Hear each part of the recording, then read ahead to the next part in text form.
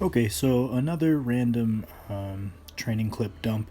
So just kind of sporadically what I haven't deleted from my phone. I think this was 392.5 for 7, something like that. I remember at the time this was a pretty big rep PR, but then I beat it later that same week, despite how hard that last rep was. I increased my pulling volume by a lot, and that's definitely helping me with controlling my scaps and keeping my lockouts even, which is something I've always struggled with. I think this was 230 for 8 on the overhead. All of my pressing is going really well, and I'd attribute that to the increase in pulling volume as well as the fact that I'm not tapering my volume at all across the block, which I know sounds a little bit odd as intensity rises, but I'm supplementing.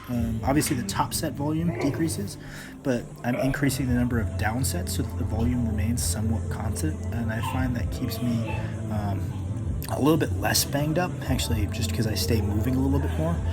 Obviously, I'm only doing that on pressing stuff. I think you'd die if you did that on axially loaded stuff, where you increase load and keep volume the same across a block. Here was 545 for 10. This was my last session before I reintroduced the heels. A lot of the reason I took them off was just to let my knees heal up because I think I scaled the loads a little bit too fast last time I introduced heels, and it really banged up my patellar tendons. And so taking off my heels and widening my stance has always been a good way to work my weakness, which is my hips, but the depth is a little subpar. But I definitely thought it was a decent set nonetheless, especially because the 585 for 7 I hit the following week, the depth was pretty clean. So that's when I reintroduced the heels. There was some deadlifts, just working on my technique. No idea what this is. I think it's 440 for a set of 4, which was an okay set and a very small PR.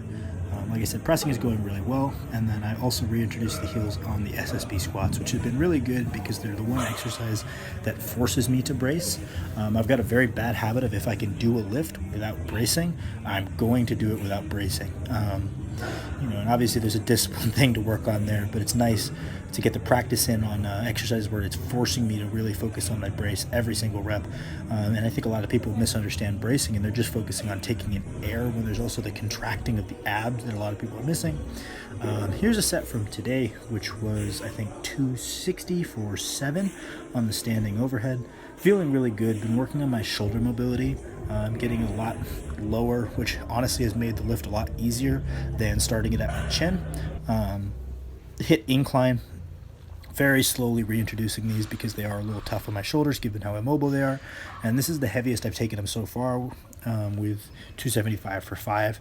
Hoping to push around to like a triple 385 or 405 by the end of next block. And then here's just some chest supported rows I did. Very light. This is honestly like half of my shoulder mobility is just trying to control and contract my back a little bit better than I have historically. And then I'm going to rotate these to the same motion, but with 25 for the weight so I can get it a little deeper, because I don't know if you can see, but I'm hitting the top there, and I would love to get a little bit more raw.